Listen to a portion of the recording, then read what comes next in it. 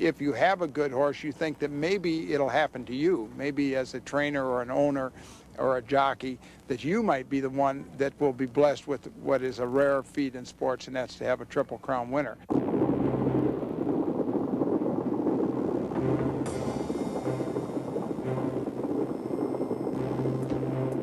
In more than 100 years, it has happened just 11 times.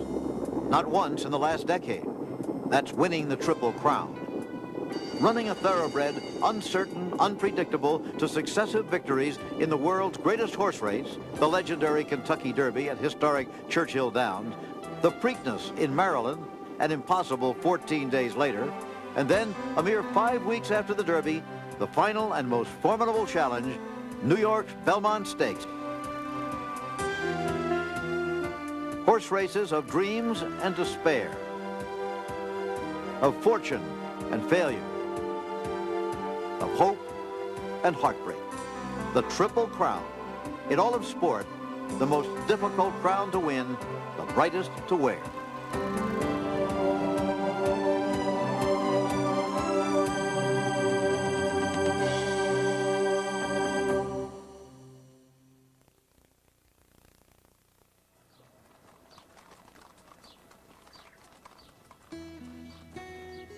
Dawn at the racetrack, where every day promises new possibilities and hope rises like the sun.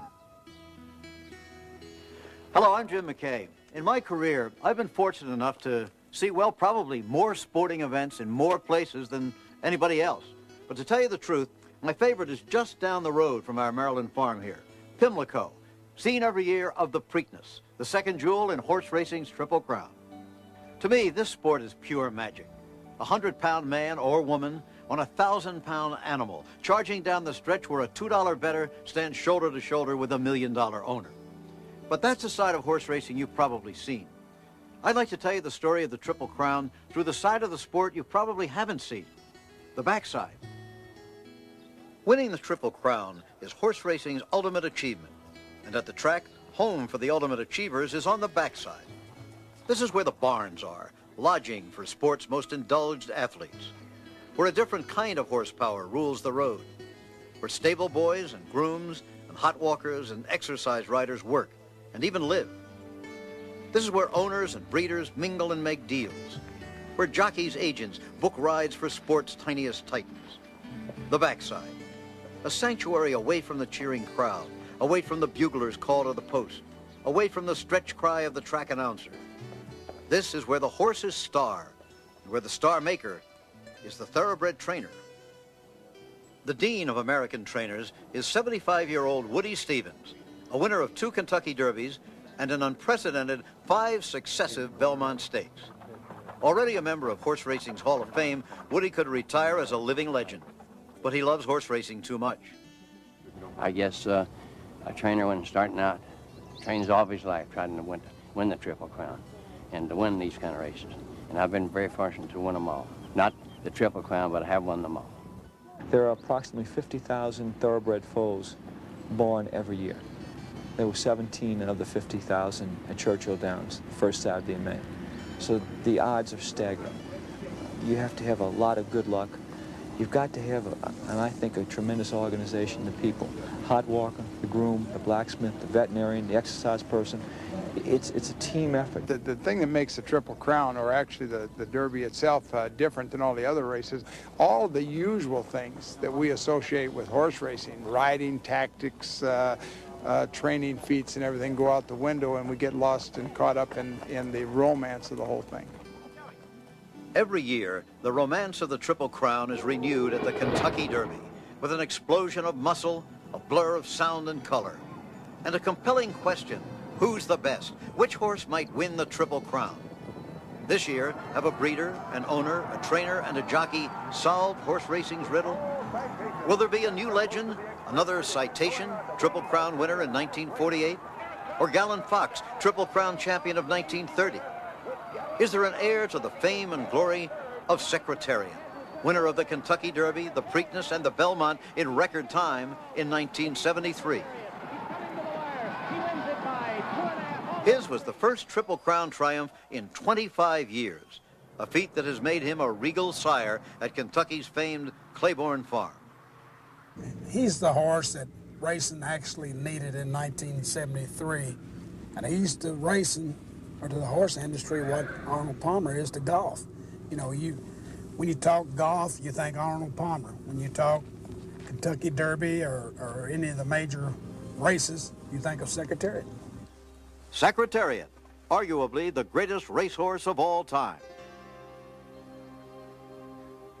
At fabulous farms like Calumet in the heart of the Kentucky bluegrass country, breeding the next superstar champion is a billion-dollar industry.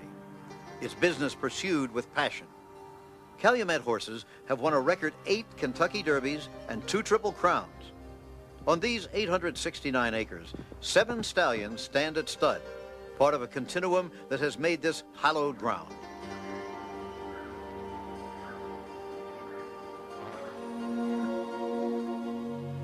And playground for the next generation of champions.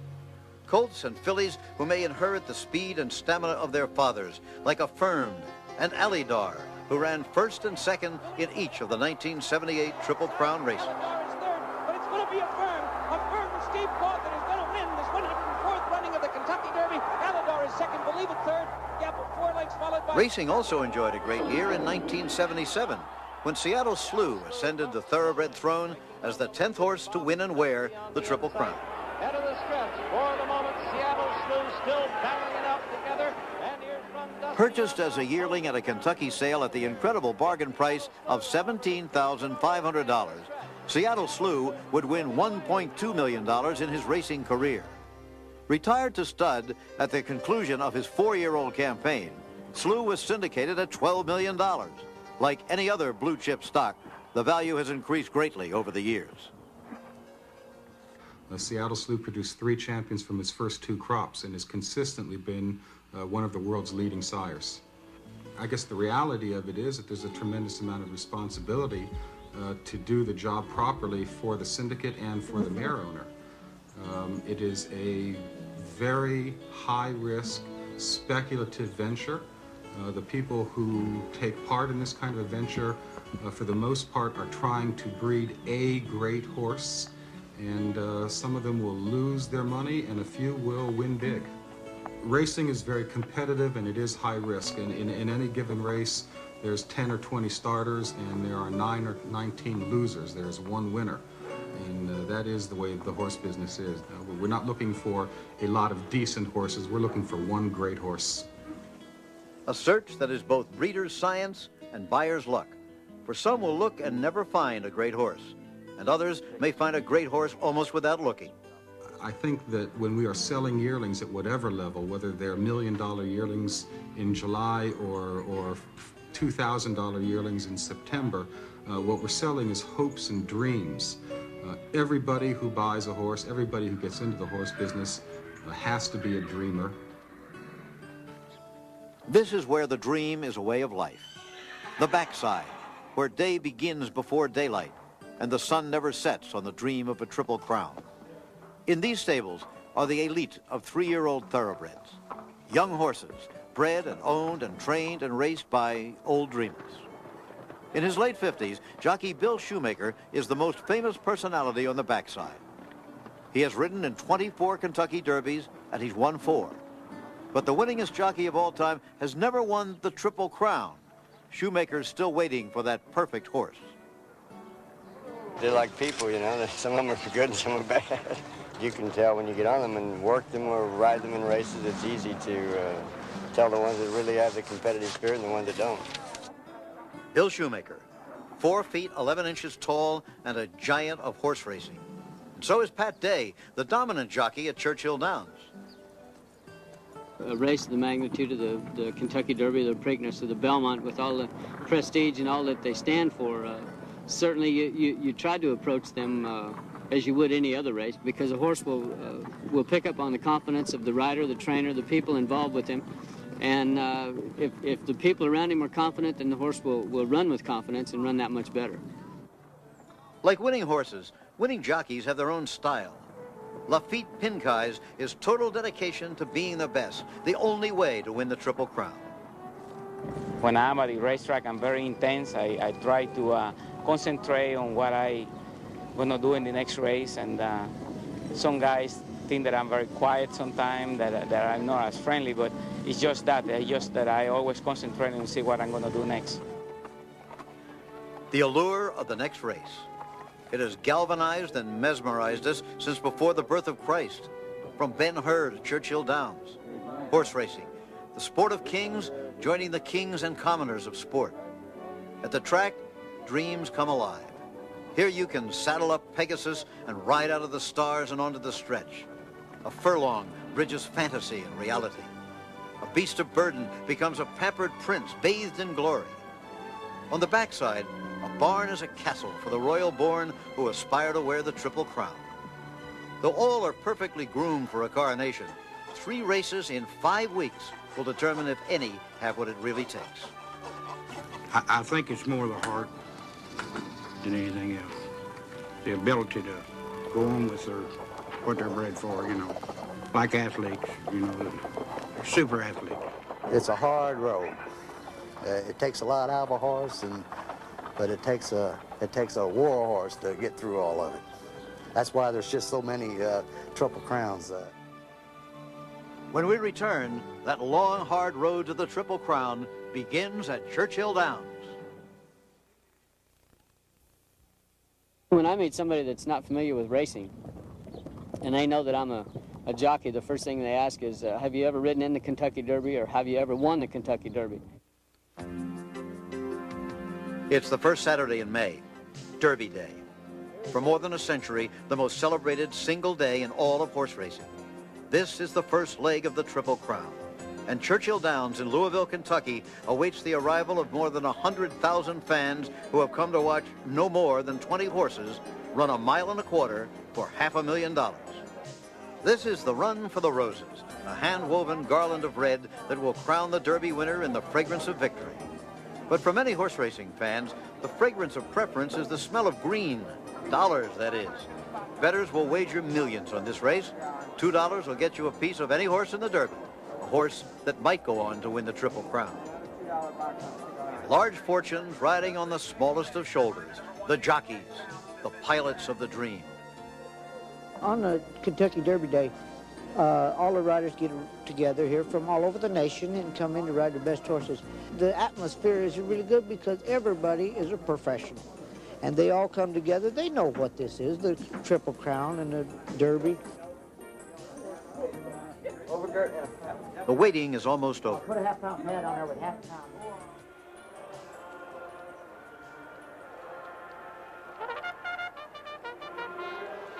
When you come down there and when you go in the track and you hear the My Old Kentucky Home, it's just something great. Everybody get the chills and it's just great, you know. And then you go into the race and you just hope for the best. Not only is there pressure, but excitement. You worry about what you have done, what you didn't do, what you wanted to do. You want to run someplace and hide, but there is no place to hide. And once you get the saddle on the horse and he walks out of the paddock onto the racetrack, you've got about 12 or 13 minutes of pure agony before they put him in the starting gate. Of course, once I get on his back or on her back, well, then there's that physical contact. And a horse, especially a thoroughbred, they're extremely sensitive individuals, and they pick up on the moods of the atmosphere, you know, the moods of the people and the atmosphere. And I'm sure that if horses could speak, they could tell you right now that there's something very special coming up. Well, it's a big day, but when the bell rings, you forget everything. You concentrate on what you're supposed to do, ride the horse. You got to just forget about the crowd, forget about the atmosphere. That's the whole key of the race, is stay out of trouble and make the right moves to be able to use your horse at the right time, the right place. Well, it's a great feeling, especially, you know, like when you think you're going to win the race. Sometimes when you're riding on a favorite and a horse that's supposed to win the race, and you may be laying second or third or maybe fourth, and you feel like you have a ton of horse. You feel like anytime you let go, you're going to go to the lead and pass everybody and win the race. That's the greatest feeling, you know you're going to win, and you just feel confidence about it.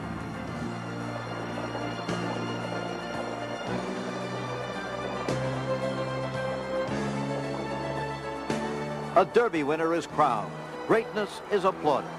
Now, just one of a crop of more than 50,000 thoroughbreds wears the roses and carries the dream. At least until they run the Preakness in Baltimore. In 2 weeks, a period often too short to fully recover, the Derby winner must fight fatigue and do it again on a different track at a different distance with new challengers added to the cast. Obviously, the Derby is the Derby, which starts it all off.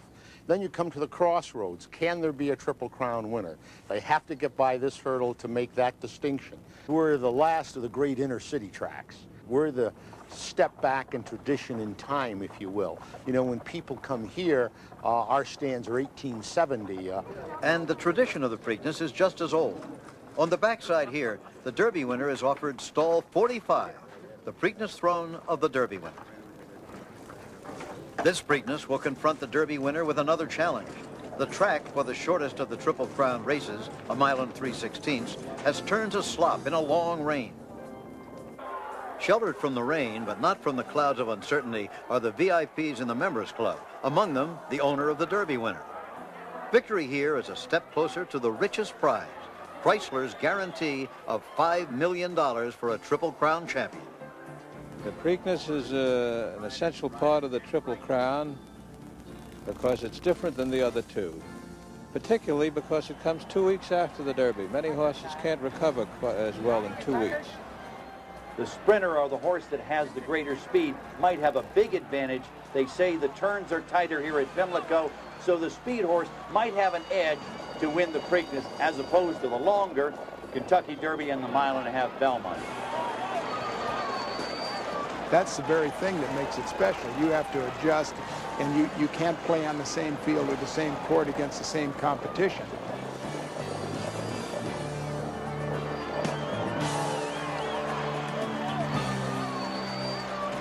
They'll be affected by the texture of the racetrack. These are young horses. These are horses that they're out of kindergarten, but they're still in elementary school.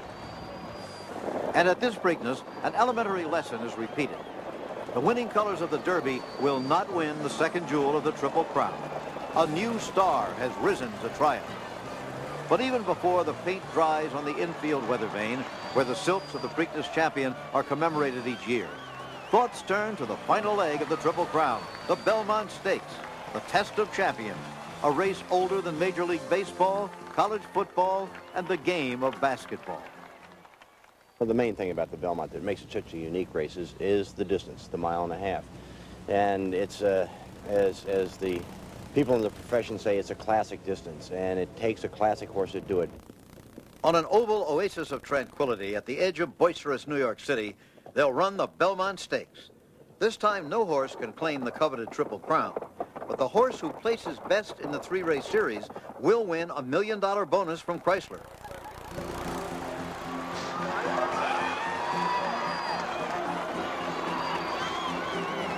Very few American horses can go a mile and a half successfully. They can all go a mile and a half, but successfully is the operative word in that case. The one that wins the Belmont, I think that's really a test because it's a mile and 1/2, and it really shows what kind of a horse it's going to be. The record time in the Belmont belongs to Triple Crown champion Secretariat, 2 minutes, 24 seconds. On this day, the legacy of the great chestnut galloped out of a dream and into the winner's circle on the legs of his son, Risen Star, whose triumph was enriched with the Chrysler $1 million bonus.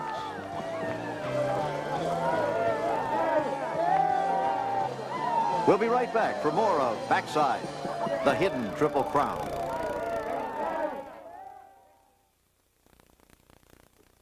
Horse racing in a lot of ways is a great equalizer and a great leveler. You don't need to be Nelson Rockefeller or Ogden Mills Phipps or a Vanderbilt in order to have success on the racetrack. You just need to have the horse. There's no politics involved. The horse that gets to the finish line first is the winner. Maybe the future holds another Triple Crown winner. This year, a new crop of thoroughbreds competes for that richest prize, and it all started with the Kentucky Derby. I'm Jim McKay, and I'll see you in the winner's circle. You too, maybe. Huh? I think there's not a child in America that doesn't love horse. I mean, I think every kid when he's 5 or 6 years old wants a pony. I'm just one of those that fell in love with a horse, and it didn't change when I grew up and grew old. The horses have been my life from a kid on. Jockey, exercise boy, groom, I did it all. And it just seemed like those good horses come to me. It's a wonderful thing to have that sort of communion with something as beautiful and as great as a racehorse, particularly one that is great in his own right and gives you that 100% all the time, and you look at them and you know inside that they're giving you everything they've got and you're part of it. It's a wonderful feeling. The extra that makes a horse a Triple Crown winner or a great horse is the same extra that makes a human being a great achiever or a great athlete. It is reaching down inside and finding that little bit more when your legs feel like they're going to fall off and your heart feels like it's going to come out of your chest and your lungs feel like they're going to burst. It's heart and it's courage and gameness and competitiveness. I think there's no question it is absolute the ultimate prize in racing. It's what every owner, every breeder, every jockey, every trainer, or anyone associated with racing. It's the ultimate prize. It's a dream. It's a dream. It's an honor for some people just to say they run a horse in the Triple Crown.